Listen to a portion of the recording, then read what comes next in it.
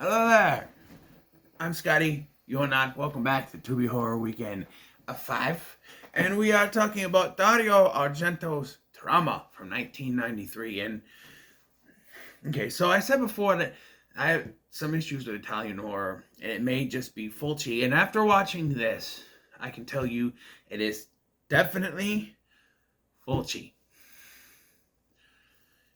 Because I love Profondo Rosso, Deep Red. I love calling it by the Italian name, but I love Deep Red. I thought Suspiria was good. It just a little thrown off to me. I've seen it twice now. Maybe the colors are too much. Maybe it's like Carrie.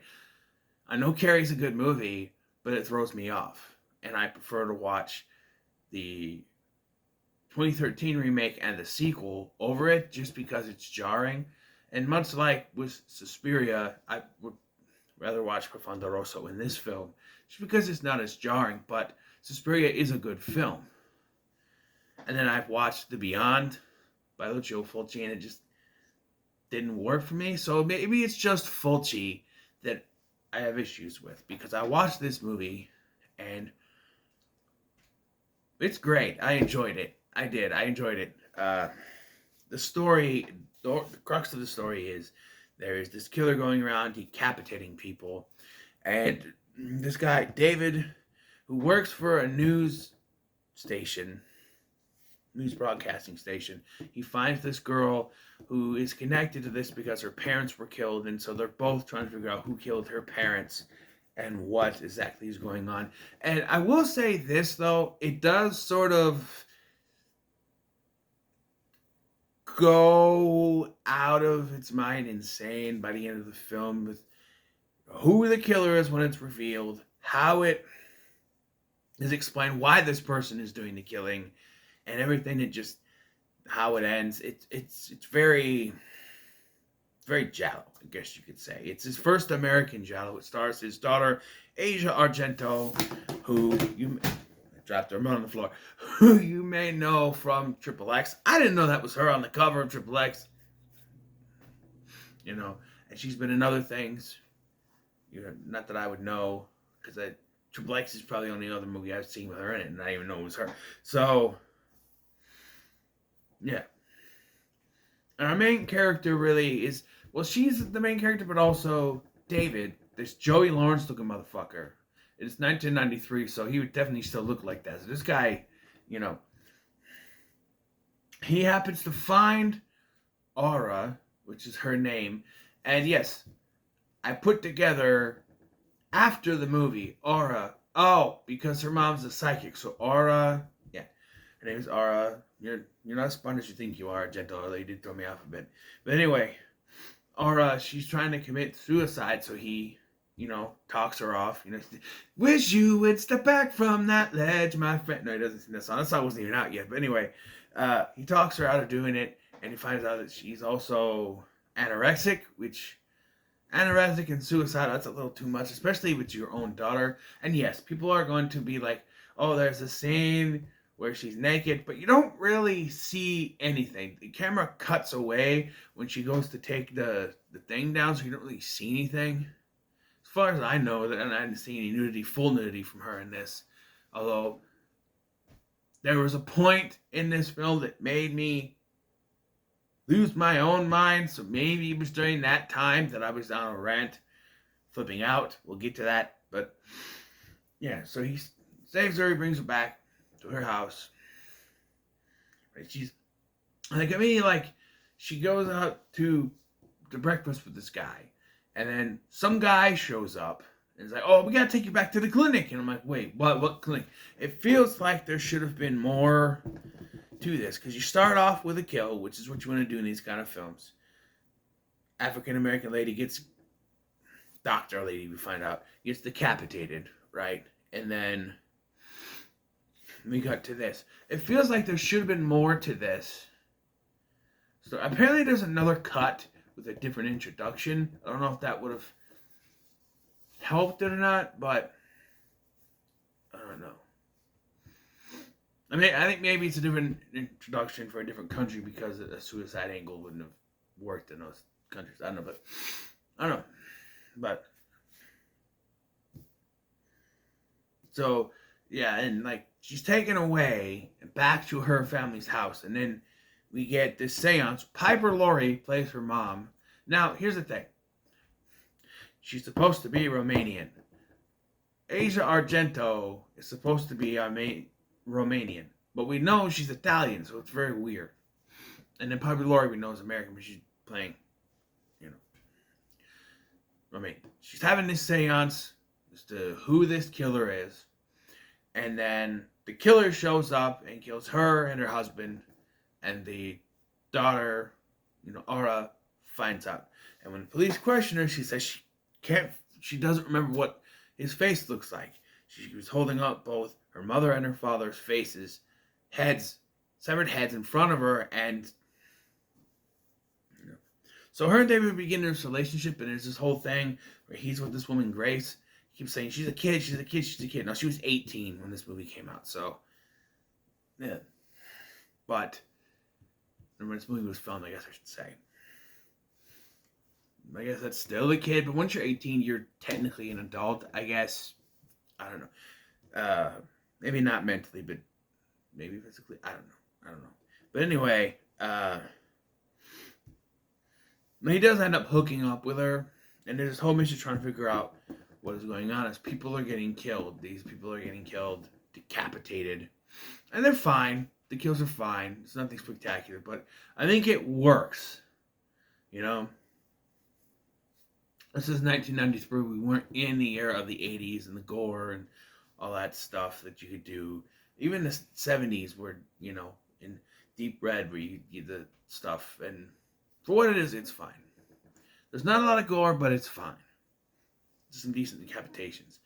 But anyway, at one point we see there's this kid who is living next door to where the killer is hiding out, and he does sneak into the house when his toy or something goes in there, and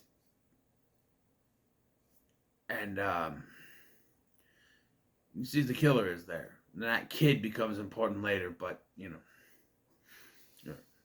So at one point, this is where I lost my mind, okay? At one point, they've trying to track down people responsible, and they find this woman. They call her, and when they go to her house, she is running away. And meanwhile, the killer kills the woman who is left behind, and then they follow this woman to a hotel. They know her name, and yet when the guy asks, he says, hey, we're here to see someone, and the guy's like, you have her name? He's like, no, we don't know her name. Yeah, you do. Yeah, you do. Although, maybe you don't think it's the right person, but why are you chasing him then? I don't know. And so this is where it goes off the rails for me, where I lost my fucking mind, okay? So, during this, Aura is in the shower. At some point, I thought maybe Aura was secretly the killer. It's gonna be like, oh, she has a messed up head, she's gonna be able to be the killer. But no, that's not what they do. But anyway, so the motive of this killer is that they only kill in the rain. Although, I think the lady before this wasn't in the rain, but maybe. I don't know.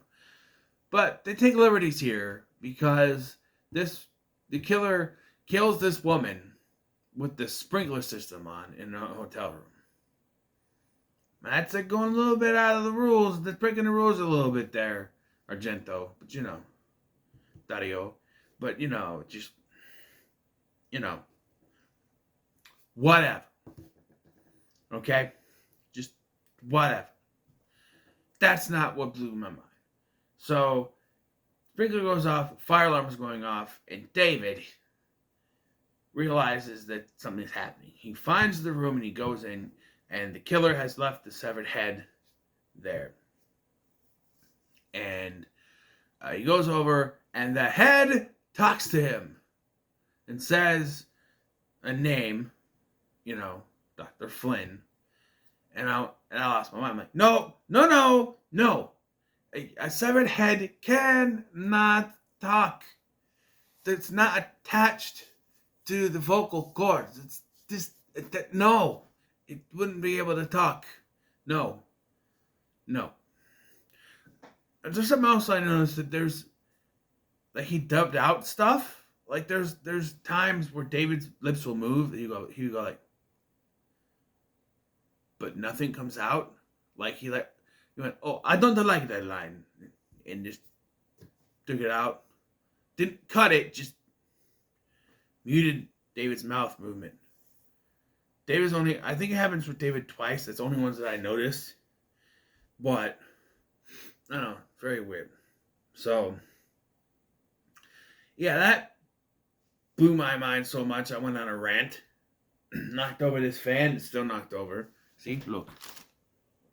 I knocked it over, it's still knocked over. Because I was like, what? No, I went on a rant going back and forth between the living room and the bedroom just because I was so, I don't know, fuming about this. It made no sense. But, I don't know, the rest of the movie is just a boss roll anyway. So after this,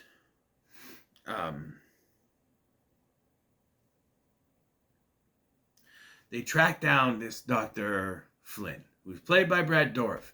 And basically Brad Dourif just tells him to fuck off and he gets killed. And so Dr. Judd's the only one left, so they assume it's him. And Dr. Judd has like a car accident. And you're made to believe that it's him.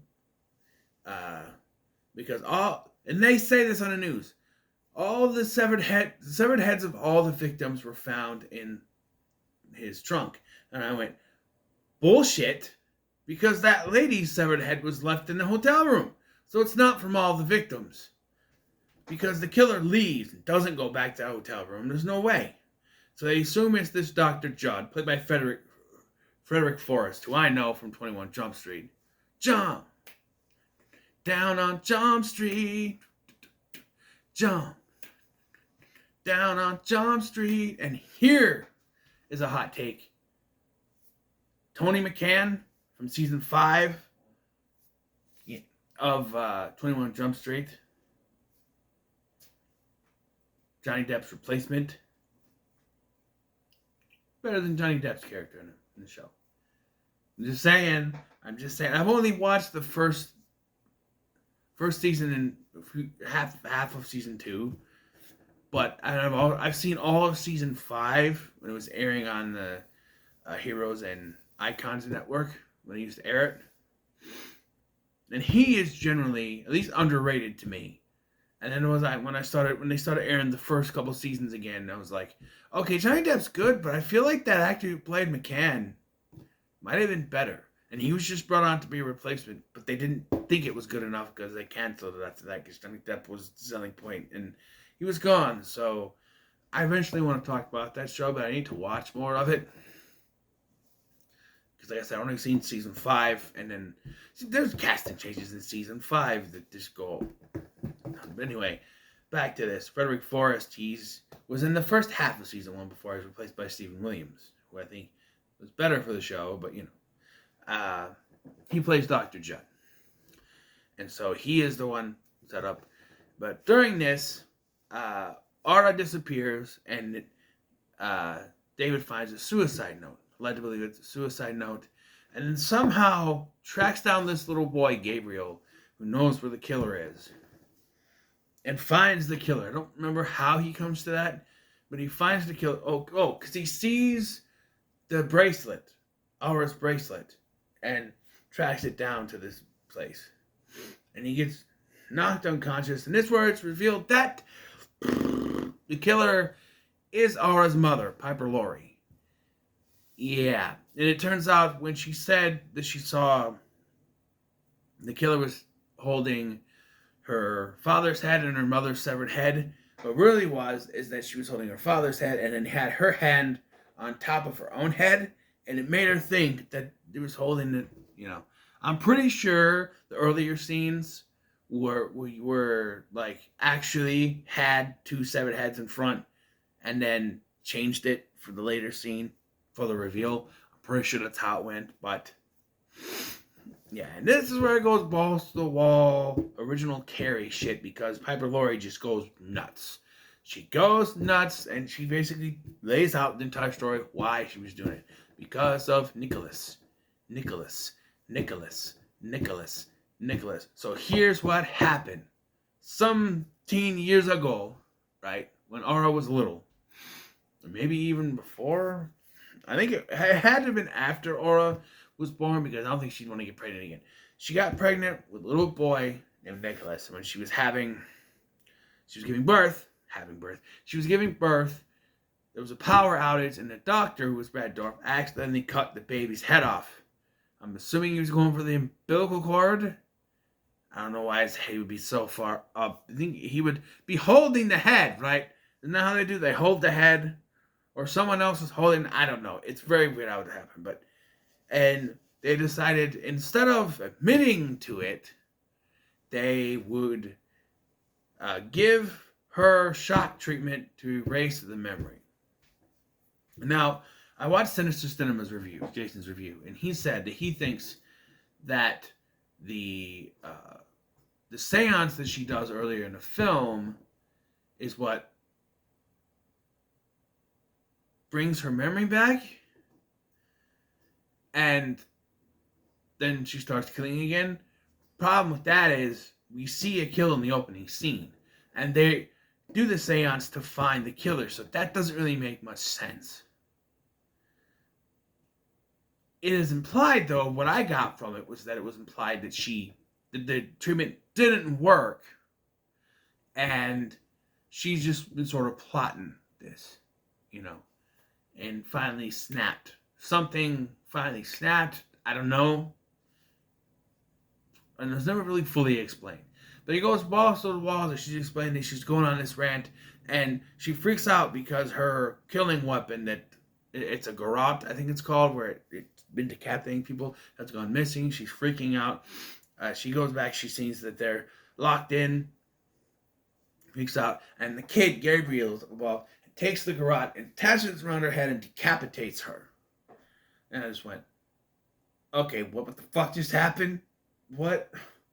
And of course, Aura is now freaking out. And there's this asshole detective. He's asking her questions, and she's just repeating what he's saying. And I'm thinking, oh, if he takes this, her repeating what he's saying, as we get a newspaper thing saying, that the mother, Aura, were in a cahoot. Her mother and the Judd were in cahoots together. Judd is innocent, and then David's just like, leave her alone, and he's like, I'm here, it's me, it's David. She's like, I love you. And then it sort of ends with a weird song, and I'm like, no, why did David jump in and go, no, it was the mother, she went crazy because something happened with the doctors all those years ago. Why didn't he interject? Why did he just take her away instead of telling this guy the truth? He's a detective, right? I don't know. But I did enjoy it. I thought it was actually pretty good. I liked the sound design. There's some weird stuff in here. Like, there's the scene where Aura has there's ballet dancers. This could be a callback to Suspiria. I don't know. But I liked it. I'm going to say it's pretty good. I enjoyed it. Some people might not like this one, but I thought it was a good one. I enjoyed it very much. So, don't know what I'm doing next. I could do another Argento. There's more on there. But I feel like I don't want to do too many of those in a row. And there's a bunch of other ones I want to do, but I don't know off the top of my head what I'm doing this time, because there's nothing given to me. They didn't go see... There's nothing to be out in 1998. Well, Dress to Kill, but they didn't rent Dress to Kill on VHS. Oh, there's one scene where she's like taking out the tape in the VHS. I'm like, what is this? Why is she doing that? It's clear that she might have issues like her mother. Very much could be, but yeah. So, what are your thoughts on Trauma? In the comments, let me sure like, share, and subscribe. Thanks for watching. I'm Scotty, and I'll see you in the next one.